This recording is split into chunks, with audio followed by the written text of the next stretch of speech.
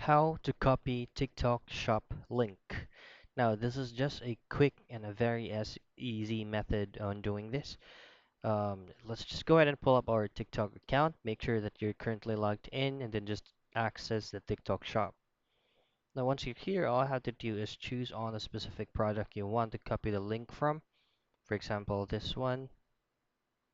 So let's just choose on a random items. Now, if this is the item that you wanted to copy the link or the shop link, all I have to do is just simply tap the arrow that is pointing to your right here. It's actually left side of the cart icon. Just simply press on that. And from here, just simply press on copy link, the blue link. Then once you have copied the link, you can either send it to Instagram, Messenger, WhatsApp, or any social media platforms that you want the link from to be sent to. So that's how easy and quick you can copy the link from TikTok Shop.